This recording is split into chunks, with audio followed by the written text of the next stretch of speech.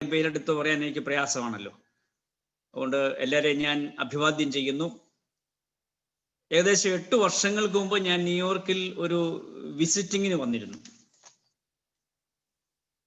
അപ്പോ എല്ലാവരെയും കാണാൻ, ഇടവക ജനങ്ങളെ, അവിടെയുള്ള ചുറ്റുപാടുകളെയൊക്കെ കാണുവാനായിട്ട് ദൈവം എനിക്ക് അവസരം തന്നു. അതോർത്ത് ദൈവത്തെ മഹത്വപ്പെടുത്തുകയാണ്. അന്ന് ഞാൻ അവിടെ വന്നപ്പോൾ വിശുദ്ധ കുർബാന അനുഷ്ഠിക്കുവാൻ എനിക്കൊരു അവസരം ലഭിച്ചു. വളരെ നല്ല റെസ്പോൺസ് ഉള്ള ഒരു പാരിഷായിട്ട്, ഒരു കോൺഗ്രിഗേഷനായിട്ട് എനിക്ക് അന്ന് ഫീൽ ചെയ്തു. അന്ന് നമ്മുടെ കുഞ്ഞുങ്ങൾ, എനിക്ക് തോന്നുന്നത് ഗ്രാജുവേഷന് പോവുകയോ അത് കഴിഞ്ഞാണോ, അങ്ങനെയുള്ളൊരു ഫംഗ്ഷൻ ഉണ്ടായിരുന്നു നമ്മുടെ പാരിഷ് വെച്ച് ആഫ്റ്റർ സർവീസ്. അപ്പോൾ അത് സമയത്ത് ഞാൻ ചെറിയൊരു പ്രബോധനം നൽകിയെന്ന് പ്രാർത്ഥിച്ചു. അതിൻ്റെ ഓർമ്മയിലുണ്ട്. ഞാൻ അന്ന് കുഞ്ഞുങ്ങളോട് പറഞ്ഞത്, കുഞ്ഞുങ്ങളെ, നിങ്ങൾ പോകുന്ന വഴികളിൽ ദൈവം നിങ്ങളെ അനുഗ്രഹിക്കട്ടെ. ഞങ്ങൾ, നിങ്ങളുടെ പേരൻസ്, ഈ പാരിഷ്, ഈ ചർച്ച് നിങ്ങൾക്കായിട്ട് പ്രത്യേകം പ്രാർത്ഥിക്കും എന്ന് പ്രാർത്ഥനയിലൂടെ ഞാൻ അവർക്ക് ഉറപ്പ് കൊടുത്തത് ഈ സമയത്ത് ഓർക്കുകയാണ്. പുതിയൊരു ഭരണകൂടം നമ്മുടെ നാട്ടിൽ സംജാതമായിരിക്കുന്ന സമയമാണല്ലോ. പുതിയ പ്രസിഡന്റ്, പുതിയ വൈസ് പ്രസിഡന്റ്, ഭരണാധികാരികളെ ദൈവം നടത്തട്ടെ എന്ന് പ്രത്യേകം പ്രാർത്ഥിക്കുന്നു. അമേരിക്കയുടെ പൊതുജീവിതം സന്തോഷമായി തീരുവാൻ, ലോക സമാധാനം ലക്ഷ്യമാക്കി ജനനന്മ ശ്രദ്ധിച്ചുകൊണ്ട് പ്രവർത്തിക്കാൻ ദൈവത്തിൻ്റെ ആത്മാവ് അവരെ നയിക്കട്ടെ എന്ന് പ്രത്യേകം ഞാൻ പ്രാർത്ഥിക്കുകയാണ്. ഇപ്പോൾ ഈ സൂം പ്ലാറ്റ്ഫോമിൽ നമുക്കൊന്നിച്ച് മീറ്റ് ചെയ്യുവാൻ സാധിക്കുന്നത് വളരെ സന്തോഷകരമാണ്. ഞാൻ മനസ്സിലാക്കുന്നത് പാരിഷ് മിഷൻ, ഇടവക മിഷന്റെ പ്രധാന ചുമതലയിലാണ് ഈ മീറ്റിംഗ്. എന്നാൽ അല്ലാത്ത ആളുകൾ, ഇടവക ജനങ്ങൾ സന്തോഷത്തോടെ ചുമതലക്കാരെല്ലാവരും ഇതിൽ പങ്കെടുക്കുന്നു. എല്ലാവരെയും പങ്കെടുപ്പിച്ചുകൊണ്ടാണല്ലോ ഈ സൂം മീറ്റിംഗ്. ഒരു മിഷൻ, ദൗത്യം. എന്ത് ദൗത്യമാണ് നമുക്കിവിടെ ചെയ്യാനുള്ളത്? നമ്മൾ ഇവിടെ എത്തിയിരിക്കുന്ന ഈ ദിശാസന്ധിയിൽ എന്തോ ചില കാര്യങ്ങൾ ചെയ്യാനുണ്ട്, അല്ലേ? സാമ്പത്തിക ഭദ്രത ഉറപ്പിക്കണം, കുഞ്ഞുങ്ങളുടെ കാര്യം ശ്രദ്ധിക്കണം,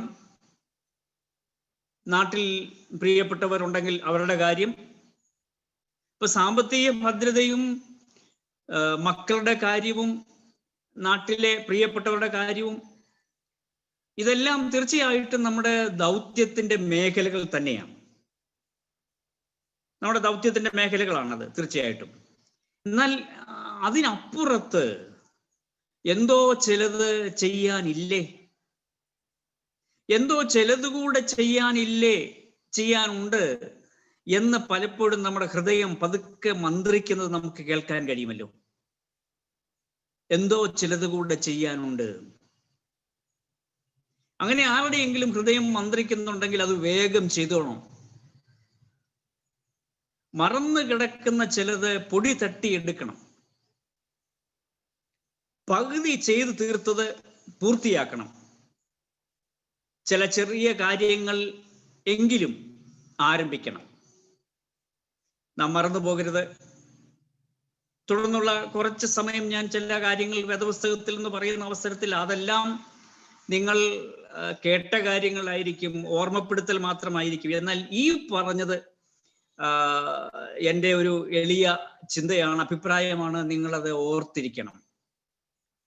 അത് കുടുംബങ്ങളായിട്ടാണ് ഇത് കേൾക്കാനായിട്ട് വന്നിരിക്കുന്നതെങ്കിൽ നിങ്ങൾ ഈ സന്ധിയിൽ ഭക്ഷണം കഴിച്ചോന്നറിയത്തില്ല, ഒരു പക്ഷെങ്കിൽ അത്താഴം കഴിക്കുമ്പോൾ അന്നേരം ഒരു സംസാരം ഉണ്ടാകണമല്ലോ. സംസാരിക്കുമ്പോൾ ഇതൊന്ന് ഓർത്തോണം. എന്താ പറഞ്ഞത്? ഞാൻ മറന്നു കിടക്കുന്ന ചിലത് പൊടി തട്ടിയെടുക്കണം. പകുതി ചെയ്തു തീർത്തത് പൂർത്തിയാക്കണം. ചില ചെറിയ കാര്യങ്ങളെങ്കിലും ആരംഭിക്കണം. അതിന് സമയമായി. ഇപ്പൊ തന്നെ നിങ്ങൾക്ക് മനസ്സിലായല്ലോ, ഇത് ഞാനൊരു വലിയ പ്രസംഗമൊന്നും ചെയ്യാൻ ആഗ്രഹിക്കുന്നില്ല, ചിന്തിക്കുന്നില്ല. ധാരാളം പ്രസംഗം കേട്ടവരാണല്ലോ ലോങ് ഐലൻഡ് ചർച്ച് മെമ്പേഴ്സ്. വിവിധ മാധ്യമങ്ങളിലൂടെ ഇപ്പോൾ ഒത്തിരി കേൾക്കുവാൻ അവസരമുണ്ട്. അതുകൊണ്ട് ഇതൊരു വലിയ പ്രസംഗമല്ല ഞാൻ ചെയ്യാൻ ഉദ്ദേശിക്കുന്നത്. ഒരു ചെറിയ ധ്യാന ചിന്ത നമ്മുടെ ഹൃദയത്തെ ഒന്ന് സ്പർശിച്ചു പോയിരുന്നെങ്കിൽ എന്ന് ഞാൻ ആഗ്രഹത്തോടെ പ്രാർത്ഥനയോടെയാണ് ഈ വേദപുസ്തകത്തിലെ ചില കാര്യങ്ങൾ, നമ്മളെ സ്വാധീനിക്കുന്ന ചില അത്യാവശ്യ കാര്യങ്ങളാണ് സൂചിപ്പിക്കാൻ ഉദ്ദേശിക്കുന്നത്. വളരെ പരിചിതമായ ഒരു ഭാഗം, നമ്മളെ ശക്തീകരിക്കുന്ന, ഉറപ്പിക്കുന്ന ഒരു ചിന്ത. വിശുദ്ധ യോഹന്നാൻ എഴുതിയ സുവിശേഷം 14-ാം അധ്യായത്തിന്റെ ആരംഭവാക്യം, saint John chapter 14 first verse. നിങ്ങളുടെ ഹൃദയം കലങ്ങിപ്പോകരുത്. Let not your heart be troubled. You believe in God, believe also in me. ദൈവത്തിൽ വിശ്വസിപ്പീൻ, എന്നിലും വിശ്വസിപ്പീൻ.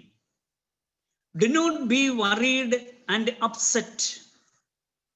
Believe in God and believe also in me. യേശു കർത്താവ് പറയുകയാണ്, let not your heart be troubled.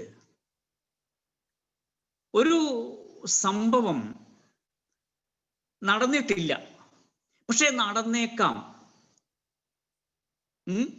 ഒരു സംഭവം നടന്നിട്ടില്ല, പക്ഷെ നടന്നേക്കാം. നടന്നാലോ, സംഭവിച്ചാലോ? ഇങ്ങനെ ഒരു ചിന്ത വരുന്നതിനാണ് ടെൻഷൻ എന്ന് ഞാൻ അർത്ഥമാക്കുന്നത്. ഒരു സംഭവം നടന്നിട്ടില്ല, പക്ഷെ നടന്നേക്കാം. നടന്നാലോ, സംഭവിച്ചാലോ എന്ന ചിന്ത നമ്മുടെ ഹൃദയത്തെ ഉണർത്തും. അതിങ്ങനെ സ്പന്ദിച്ചു കൊണ്ടിരിക്കും. അതിനാണ് ടെൻഷൻ. ഇന്നത്തെ ആധുനിക മനുഷ്യൻ കൂടുതൽ പേരും അവർ അനുഭവിക്കുന്ന ഒരു പ്രത്യേക എക്സ്പീരിയൻസ് ആണ് ടെൻഷൻ. മലയാളത്തിൽ അരക്ഷിതാവസ്ഥ എന്ന് വേണമെങ്കിൽ അതിന് പറയാം. എന്ന് പറഞ്ഞാൽ സുരക്ഷിതമില്ലായ്മ. ഇന്നത്തെ വലിയൊരു പ്രശ്നമാണിത്, അരക്ഷിതാവസ്ഥ. ഒരിടത്തും നാം സുരക്ഷിതരല്ല. നമ്മൾ യാത്ര പോകും, വഴിയാത്രയിൽ എത്രയും വേഗം താമസ സ്ഥലത്ത് എത്തണമെന്നുള്ളൊരു തത്രപ്പാട് നമുക്കുണ്ടാകും. വിദേശത്തൊക്കെ ആണെങ്കിൽ നാട്ടിലെത്താനുള്ള ആഗ്രഹം, വീടണയാനുള്ള വലിയ ചിന്ത. കാരണം നാം ഒരിടത്തും സുരക്ഷിതരല്ല എന്ന ബോധം. വീട്ടിൽ വന്നാലും ഒരു പക്ഷെങ്കിൽ അരക്ഷിത ബോധം ശക്തമാകും. ലോകം നമുക്കറിയാം ഇന്ന് പകച്ചു നിൽക്കുകയാണ്. പലതവണ ഭൂമിയെ കത്തിച്ചു കളയാൻ തക്ക ആയുധങ്ങൾ പൂണിയിൽ സൂക്ഷിച്ചു വെച്ചിരിക്കുന്ന സൈനിക ശക്തികൾ ഒരു കുഞ്ഞൻ വൈറസിനെ പേടിച്ചിരിക്കുന്നു, പരിഭ്രമിച്ചിരിക്കുന്നു, ഭയന്നിരിക്കുന്നു. COVID-19 ബാധ ലോകത്തെ നടുക്കിയിരിക്കുന്ന ഈ കാലത്ത് നാം എല്ലാവരും ഒരുപോലെ ആശങ്കയിലാണ്. ഞാൻ മനസ്സിലാക്കുന്നത് 2ാമത്തെ തവണയോ 3ാമത്തെ തവണയോ ഒക്കെ കോവിഡ് ഇങ്ങനെ വിസിറ്റ് ചെയ്തുകൊണ്ടിരിക്കുക. നമ്മുടെ നാട്ടിൽ ഞാൻ താമസിക്കുന്നിടത്ത് ഒരല്പം ശമനം വന്നിട്ടുണ്ട്. എന്നാൽ വീണ്ടും ക്ലൈമറ്റ് ചേഞ്ച് ചെയ്യുന്നതനുസരിച്ച് അസുഖം ഉണ്ടാകാം എന്ന് ശങ്കിക്കുന്നുണ്ട്. ഗവൺമെന്റ് മുന്നറിയിപ്പൊക്കെ നൽകുന്നുണ്ട്. നമുക്ക് രോഗം വന്നില്ല, പക്ഷെ വന്നാലോ? കൈകൾ കഴുകുന്നു, മാസ്ക് ധരിക്കുന്നു, അകലം പാലിക്കുന്നു, പക്ഷെ നാം ഭയത്തില്ല. കൈകൾ കഴുകിയാലും മാസ്ക് ധരിച്ചാലും അകലം പാലിച്ചാലും രോഗം വരുമോ? ഇപ്പൊ നാം പ്രവർത്തിക്കുന്ന ഔദ്യോഗിക രംഗം അതും അനിശ്ചിതത്വം നിറഞ്ഞിരിക്കുന്നു. ജോലി സംബന്ധിച്ച് നമ്മുടെ ഔദ്യോഗിക ഒഫീഷ്യൽ കപ്പാസിറ്റിയിൽ നാളെ എന്ത് സംഭവിക്കും? നാട്ടിലേക്ക് മടങ്ങിയാലോ? കതക് അത് നമ്മൾ അടച്ചിടും. ഇരുമ്പ് ഓടാമ്പലിട്ട് പൂട്ടിയാലും വീടിനുള്ളിൽ പോലും നാം സുരക്ഷിതർ അല്ല എന്നുള്ളതാണ് സത്യം. ഒരു അരക്ഷിതത്വ ബോധം എല്ലായിടത്തും. കലാലയങ്ങളിൽ, ഓഫീസുകളിൽ, ഫാക്ടറികളിൽ എല്ലാ രംഗത്തും ഇത് ബാധിക്കുന്നു. അവിടെയാണ് ഈ ദൈവിക ഉറപ്പ് നാം കേൾക്കുന്നത്. You will not be left alone. യോഹന്നാന്റെ സുവിശേഷം 14-ാം അധ്യായത്തിന്റെ 18-ാം വാക്യത്തിൽ പറയുന്നു, ഞാൻ നിങ്ങളെ അനാഥരായി വിടുകയില്ല. You will not be left alone. നിങ്ങൾ ഒറ്റയ്ക്കല്ല, ഞാൻ നിങ്ങളെ അനാഥരായി വിടത്തില്ല. 20 വയസ്സുള്ള തനുവും 18 വയസ്സുള്ള സന്ധ്യയും ശബരിമലയുടെ താഴെ പ്ലാപ്പള്ളി പമ്പ റോഡിൽ അതിൻ്റെ അരികിൽ ഒരു ഷെഡിലാണ് കഴിഞ്ഞുകൂടുന്നത്. 20 വയസ്സുള്ള തനു, അനിയത്തി 18 വയസ്സുള്ള സന്ധ്യ. ആ ശബരിമല റോഡിന്റെ ഓരത്ത് ഫോറസ്റ്റ് ആരംഭിക്കുന്നിടത്ത് ഒരു ഷെഡിൽ, ഷെഡെന്ന് പറയാൻ പറ്റത്തില്ല, 2 കമ്പുകൾ നാട്ടി അതിനു മുകളിൽ ഒരു പഴയ ടാർപോളിൻ ഷീറ്റ് ഇട്ട് കാറ്റിൽ പറന്നു പോകാതിരിക്കാൻ 2 കല്ലുമൊക്കെ വെച്ച് പിടിപ്പിച്ച് അതാ ഷെഡ്. കഴിഞ്ഞ ദിവസം കാട്ടാനക്കൂട്ടം ഇത് നശിപ്പിച്ചു. ഷെഡിലുണ്ടായിരുന്ന അരിയും കടലയും പാത്രങ്ങളും തുണികളും ആനകൾ തട്ടിത്തെറിപ്പിച്ചു, നശിപ്പിച്ചു കളഞ്ഞു. ഇവർ 2 പേരും ഓടി രക്ഷപ്പെട്ടു. അതുകൊണ്ട് ജീവൻ കിട്ടി, തിരിച്ചു കിട്ടി. സന്ധ്യയില നടന്നത്. രാത്രി മുഴുവൻ ഒരു മരച്ചുവട്ടിൽ അവരിരുന്നു. ഇടയ്ക്ക് പെയ്യുന്ന മഴയത്ത് തണുത്തു വിറച്ചുകൊണ്ട് രാത്രി മുഴുവനും. വിശന്നിട്ടൊന്ന് എഴുന്നേൽക്കാൻ, ഒരു അടി പോലും നടക്കാൻ വയ്യാതെ രാത്രി മുഴുവനും അവിടെ ഇരുന്നു തനുവും സന്ധ്യയും. ഇത്തരം 44 ആദിവാസി കുടുംബങ്ങൾ ആ ശബരിമല വനത്തിന്റെ അകത്തുണ്ട്. സഹായം എവിടെ നിന്ന് വരും എന്ന് നോക്കിയിരിക്കുന്ന 44 കുടുംബങ്ങൾ, ആരുടെയും ശ്രദ്ധയിൽപ്പെടാതിരുന്ന 44 കുടുംബങ്ങൾ. അതിന് പിന്നീട് പല കാര്യങ്ങൾ അവർക്ക് അനുകൂലമായി സംഭവിച്ചു. You will not be left alone. ഞാൻ നിങ്ങളെ അനാഥരായി വിടുകയില്ല, ഞാൻ നിങ്ങളെ അനാഥരായി വിടുകയില്ല. യേശു കർത്താവ് തൻ്റെ ഈ ലോക ജീവിതത്തിന്റെ അവസാന ഘട്ടത്തിലേക്ക്, അവസാന നാളുകളിലേക്ക് എത്തുമ്പോൾ തൻ്റെ ശിഷ്യന്മാരെ അവർ ഏൽക്കാൻ പോകുന്ന നിയോഗങ്ങളിൽ ബലപ്പെടുത്താൻ യേശു കർത്താവ് നൽകുന്ന ശക്തിയേറിയ പ്രബോധനങ്ങളാണ് ഈ അധ്യായത്തിൽ യോഹന്നാൻ രേഖപ്പെടുത്തിയിരിക്കുന്നത്. ശിഷ്യന്മാർ തങ്ങൾ ഏൽക്കാൻ പോകുന്ന നിയോഗം അത് ബലപ്പെട്ട് നടത്തണം, ശക്തിയോടെ നടത്തണം. അതിനുള്ള പ്രബോധനങ്ങൾ 3.5 വർഷം ഒപ്പം ജീവിച്ച് വൈവിധ്യ അനുഭവങ്ങളിൽ കരുത്തു പകർന്ന് വഴികാട്ടിയായിരുന്ന് കരം പിടിച്ചു നടത്തിയ തങ്ങളുടെ ഗുരുനാഥൻ യേശു കർത്താവ് കുറെ ദിവസങ്ങൾ കഴിഞ്ഞാൽ കാണാമറയത്താകും. ഇതുവരെ അങ്ങനല്ലായിരുന്നു. എന്നാൽ ഇനി സംഭവിക്കാൻ പോകുന്നത്, അവരനുഭവിക്കാൻ പോകുന്ന അനാഥത്വം, അത് യേശു കർത്താവ് നേരത്തെ കണ്ടു. ആ അനാഥത്വം പരിഹരിക്കാൻ യേശു പറയുകയാണ്, പരിശുദ്ധാത്മാവിനെ അയച്ചു തരാം. എന്നും കൂടെയിരിക്കുന്ന പരിശുദ്ധാത്മാവിനെ അയച്ചു തരാം എന്ന്. എന്നും കൂടെയിരിക്കുന്ന പരിശുദ്ധാത്മാവിനെ അയച്ചു തരാം. വിശുദ്ധ വേദപുസ്തകത്തിൽ പഴയ നിയമത്തിലെ ഒരു ഏട് ഞാനൊന്ന് ഓർമ്മിപ്പിക്കട്ടെ. ഇസ്രായേൽ ജനം ഫറവോനിൽ നിന്ന് വിടുതൽ ലഭിച്ച് കനാനിലേക്കുള്ള യാത്രയില്ല, മരുഭൂമിയിലൂടെയാണ്. അവർ ആ മരുഭൂമിയിൽ പീഹഹിരിത്തോത്തടുത്ത് സമുദ്രതീരത്ത് അവർ തമ്പടിച്ചു. അവിടെ അങ്ങനെ ആശ്വസിച്ചിരിക്കുമ്പോൾ ദാ വീണ്ടും ഇസ്രായേൽ മക്കളെ പിടിച്ചടക്കി കളയാം, വീണ്ടും അടിമകളാക്കാം എന്ന ചിന്തയോടെ ഫറവോനും സൈന്യവും പിന്നാലെ വരുന്നു. ഇതറിഞ്ഞ് ജനം ഭയപ്പെട്ടു പോയി. അവർ ഭയപ്പെട്ടിട്ട് മോശയിലും, അവരെ നയിക്കുന്ന മോശയിലും, അതിലുപരി ദൈവത്തിലും വിശ്വാസമില്ലാതെ വിളിച്ച് പരാതി പറയുകയാണ്. എന്താ പരാതി? നീ ഞങ്ങളെ മരിക്കാൻ ഇവിടെ കൊണ്ടുവന്നിരിക്കുന്നു. ഈ മരുഭൂമിയിൽ മരിച്ചു വീഴുന്നതിനേക്കാൾ പഴയ സ്ഥലത്ത് മിസ്രയീമിന്റെ അടിമവേല ചെയ്യുന്നതായിരുന്നതല്ലേ നല്ലത്? ഈ മരുഭൂമിയിൽ ഞങ്ങൾ മരിച്ചു വീഴാൻ വേണ്ടിയാണോ ഞങ്ങൾ ഇവിടെ കൊണ്ടുവന്നത്? അപ്പൊ മോശ പറയുകയാണ്, don't be afraid, just stand where you are and watch the lord rescue you. ഭയപ്പെടേണ്ട, ഉറച്ചു നിൽപ്പീൻ. Don't be afraid, just stand where you are. The enemies that you see today will never be seen again. The Lord himself will fight for you. You won't have to lift a finger in your defense. The enemies that you see today will never be seen again. യഹോവ ഇന്ന് നിങ്ങൾക്ക് ചെയ്യാനിരിക്കുന്ന രക്ഷ കണ്ടുകൊള്ളുവിൻ.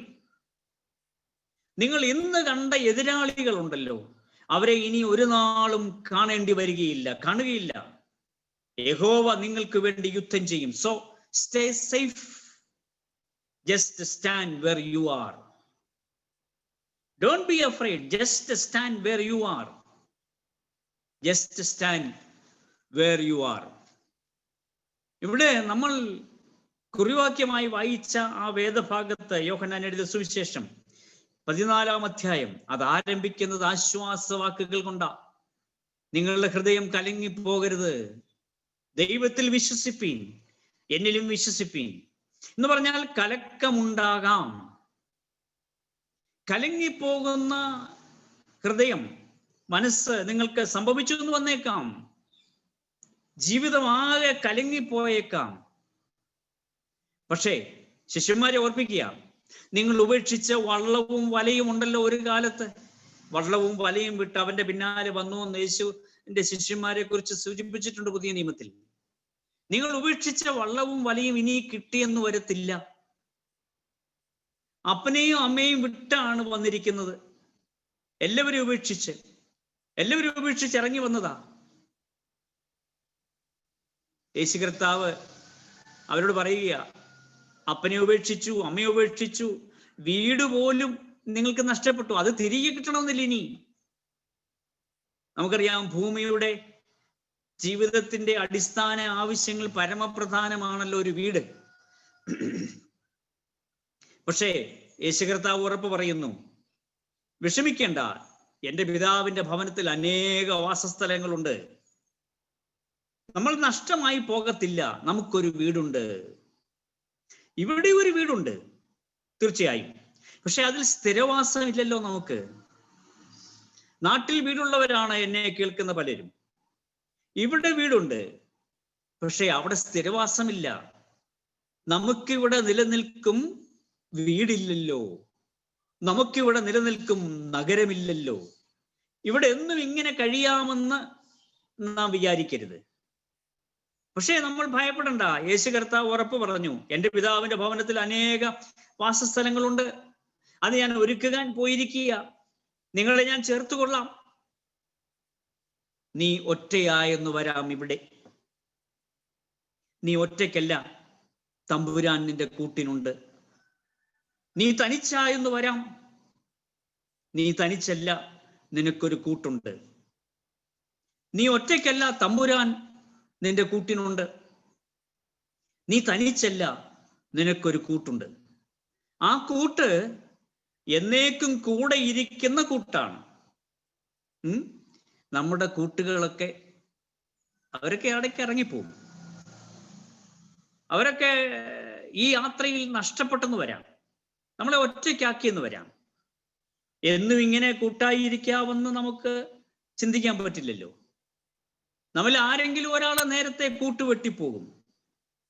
എന്നാൽ യേശു തമ്പുരാൻ ഉറപ്പ് പറയുന്ന കൂട്ട് എന്നേക്കും കൂടെ ഇരിക്കുന്ന കൂട്ടാണ്. കൈവിടുന്ന കൂട്ടല്ല, ഇടയ്ക്ക് ഇറങ്ങിപ്പോകുന്ന കൂട്ടുമല്ല. എന്നേക്കും എന്ന് പറയുമ്പോൾ ഏത് അനുഭവത്തിലും എന്നും കൂടി അർത്ഥമാണ്. ലോകാവസാനത്തോളം എല്ലാ നാളും എന്ന് പറയുമ്പോൾ നിന്റെ ജീവിതത്തിന്റെ എല്ലാ അനുഭവങ്ങളിലും കൂടിയിരിക്കുന്ന കൂട്ട് പരിശുദ്ധാത്മാവ്. ശിഷ്യന്മാർ മാത്രം വഞ്ചിയിൽ യാത്ര ചെയ്യുന്ന ഒരവസരം, ഭയങ്കരമായ കാറ്റാഞ്ഞടിച്ചു. അവർ കയറിയിരിക്കുന്ന പടക്, വഞ്ചി തകരുമാറ്, മുങ്ങുമാറ് തിരമാല ചീറിയടിച്ചു. കരങ്ങൾ കുഴയുന്നു, ശ്രമങ്ങൾ വിഫലമാകുന്നു. സഹായത്തിന് ആരുമില്ലാത്ത ഒരവസ്ഥ, എല്ലാം ഇതോടെ തകരുമെന്ന് ഒരു സാഹചര്യം ശിശുമാർ അഭിമുഖീകരിക്കുക.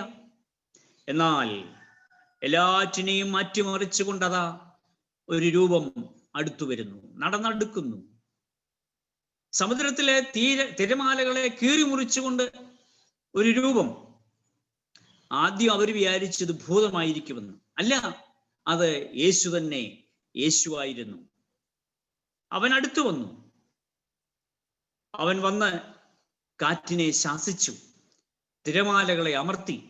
എല്ലാം ശാന്തമായി, എല്ലാം ശാന്തമായി. എല്ലാം ശാന്തമാക്കാൻ തമ്പുരാന് കഴിയും. എല്ലാം ശാന്തമാകും, എല്ലാം ശാന്തമാകും.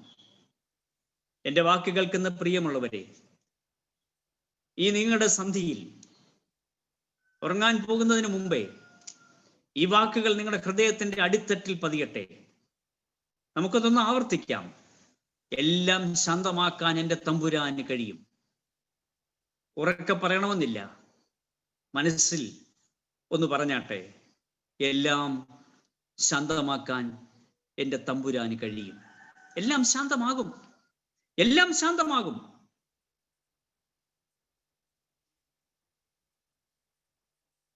ഗാനഗോകുലമായ ദാവീദ്, സങ്കീർത്തനക്കാരൻ ദാവീദ് 27-ാം സങ്കീർത്തനം എഴുതി തുടങ്ങുമ്പോൾ,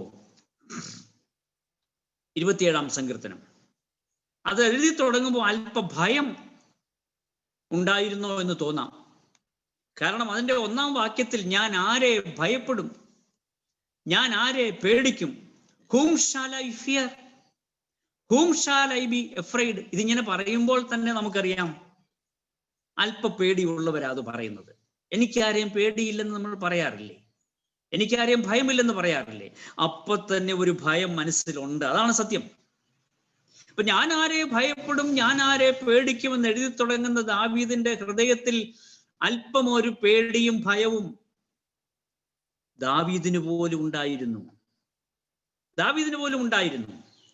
27-ാം സങ്കീർത്തനം അതിൻ്റെ ആരംഭവാക്യം കഴിഞ്ഞ് താഴോട്ട് വായിക്കുമ്പോൾ, എൻ്റെ വൈരികളും ശത്രുക്കളുമായ ദുഷ്കർമ്മികൾ എൻ്റെ മാംസം തിന്നുവാൻ എന്നോട് അടുക്കുമ്പോൾ ഇടറി വീഴും.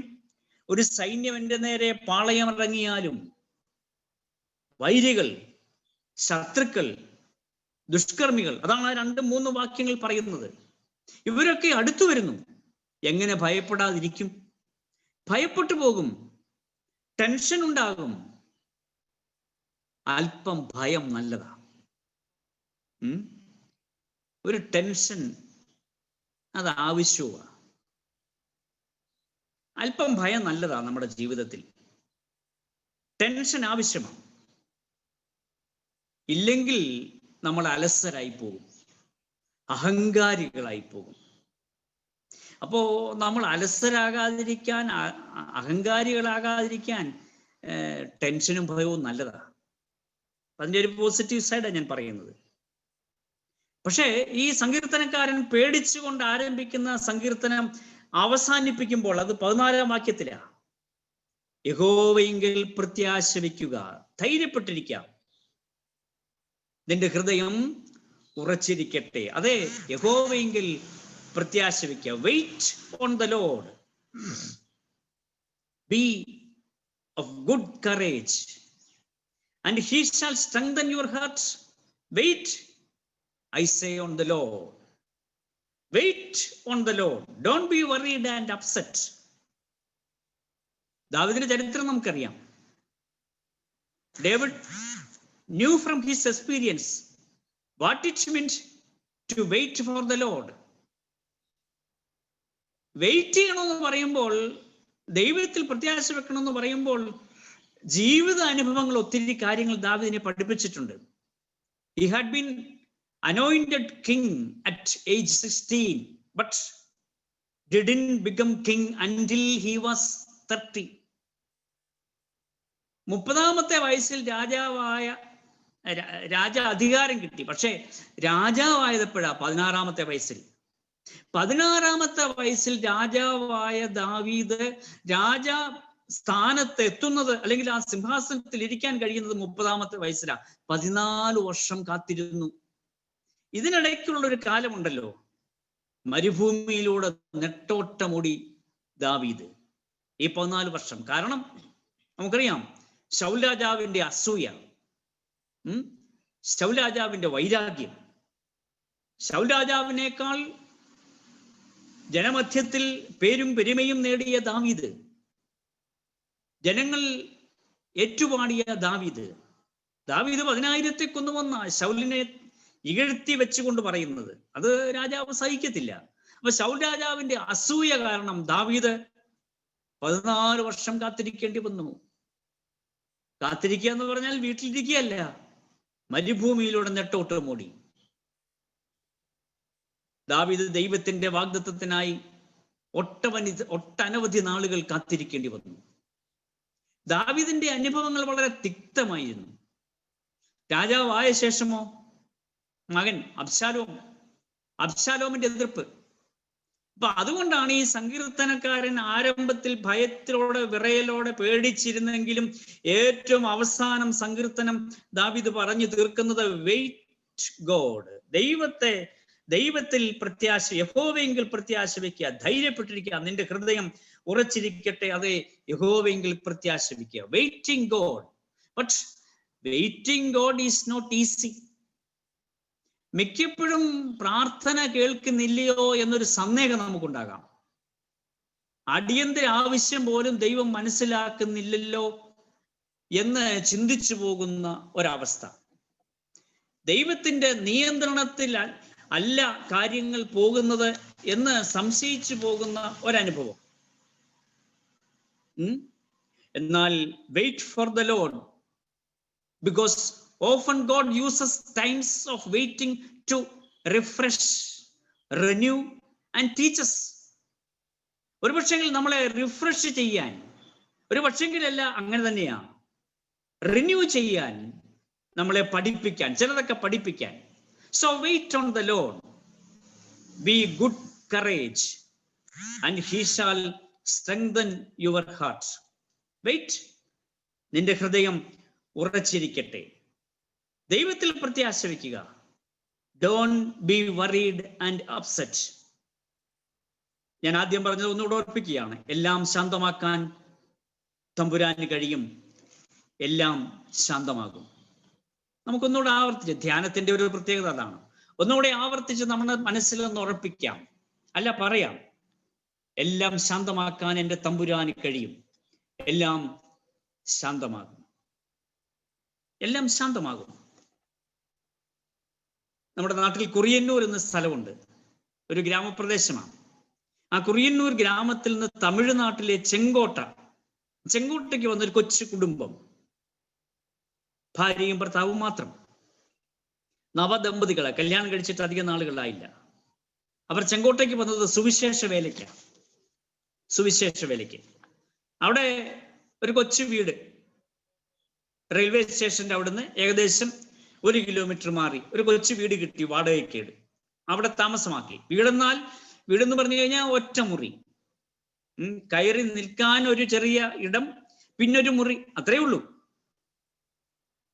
അങ്ങനെ ഒരു വീട്. രാവിലെ ഭക്ഷണമൊക്കെ രണ്ടുപേരുടെ പെട്ടെന്ന് ക്രമീകരിച്ച് വെച്ചിട്ട് രണ്ടുപേരും ചേർന്ന് സമീപത്തും അല്പ ദൂരെയുമുള്ള വീടുകൾ ഇങ്ങനെ കയറി ഇറങ്ങി. അവർ നേരത്തെ ഭാഷയൊക്കെ പഠിച്ചിരുന്നു, തമിഴ് ഭാഷ. അവർ സുവിശേഷ പ്രതികൾ, ട്രാക്സ്, ലഘുലേഖകൾ വിതരണം ചെയ്തു. വീട് തോറും അവർ കൊടുത്തു. അനുവാദം കിട്ടുന്ന, പെർമിഷൻ കിട്ടുന്ന വീടുകളിൽ അവർ കയറി പ്രാർത്ഥിക്കും.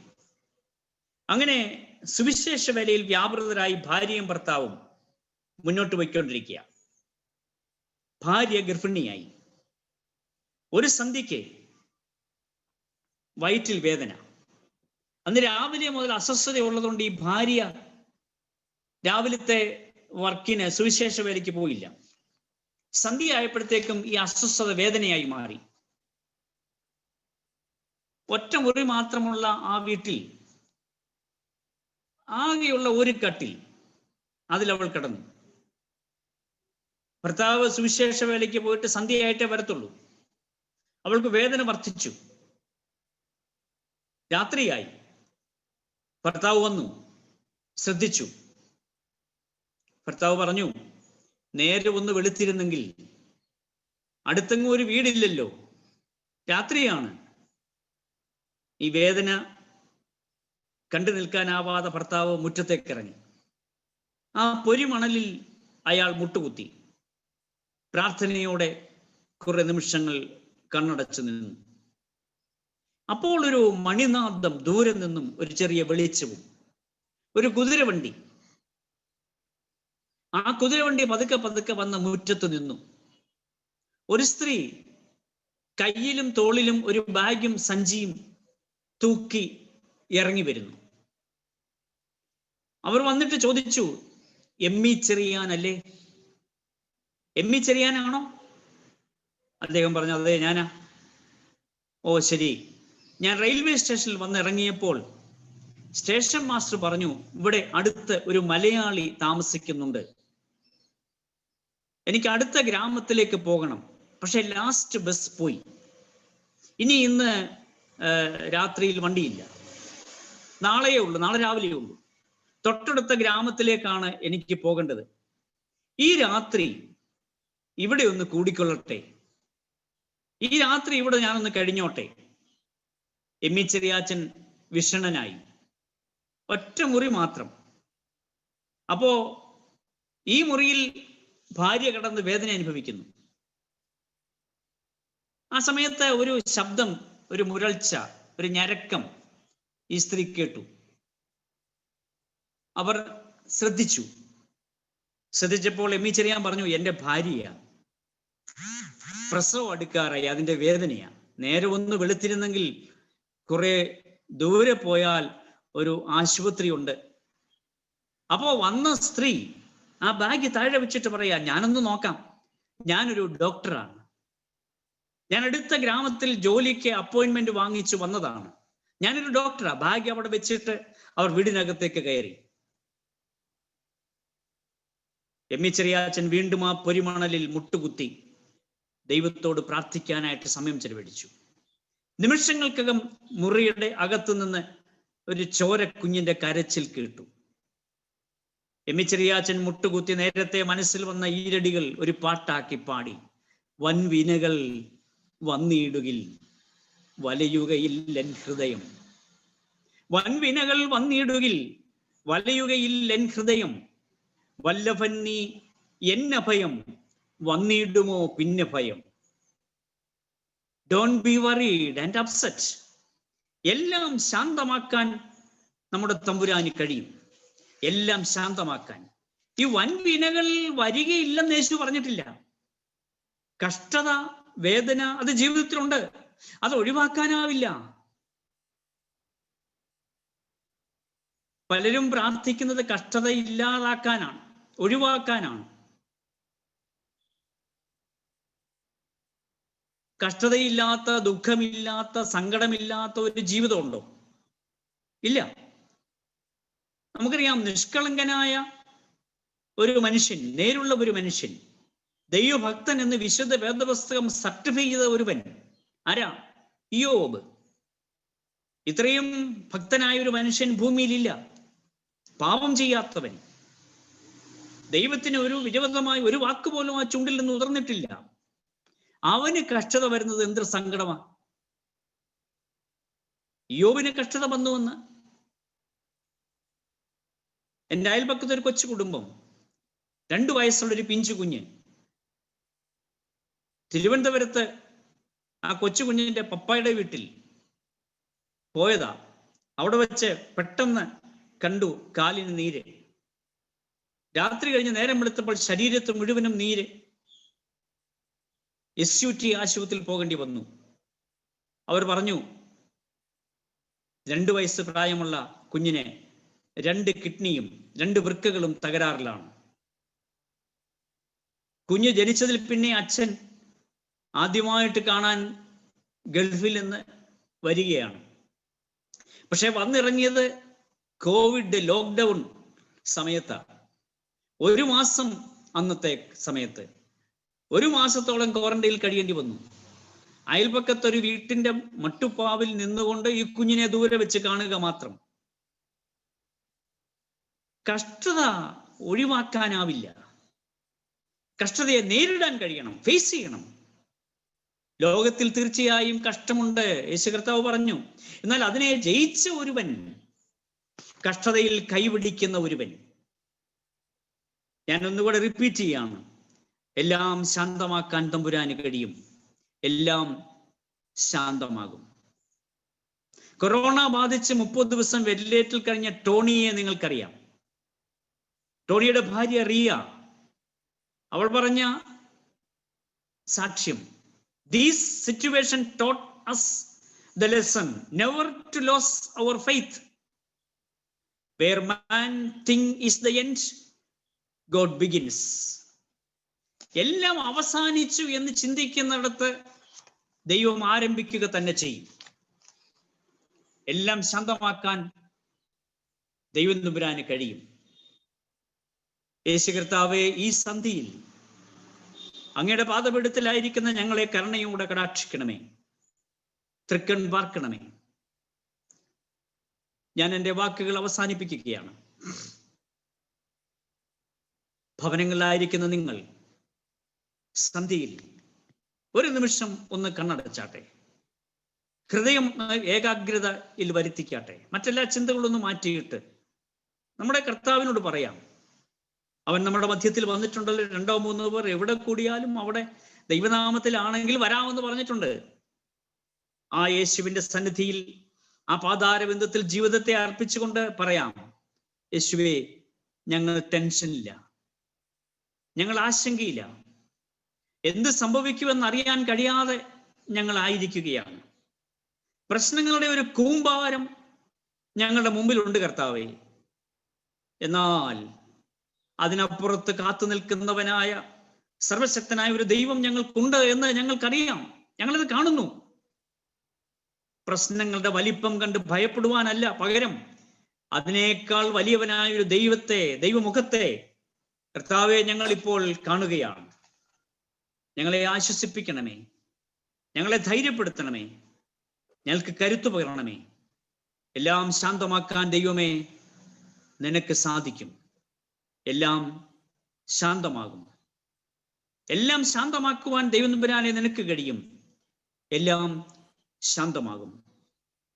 ഈ വചനങ്ങളാൽ ദൈവം നമ്മളെ എല്ലാവരെയും അനുഗ്രഹിക്കുകയും ഇത് കേൾക്കുന്ന എല്ലാവരെയും സർവ്വ ഐശ്വര്യങ്ങളാലും വഴി നടത്തുകയും എല്ലാ ഭയങ്ങളും ആശങ്കകളും മാറി എല്ലാം ശാന്തമാക്കാൻ കഴിയുന്ന ദൈവത്തിന്റെ കരത്തിൽ മുറുകെ പിടിച്ചുകൊണ്ട് അനസ്യൂതം മുന്നോട്ട് പോകുവാൻ കർത്താവ് നിങ്ങളെ എല്ലാവരെയും സഹായിക്കുമാറാകട്ടെ. നന്ദി, നമസ്കാരം. പ്രാർത്ഥന.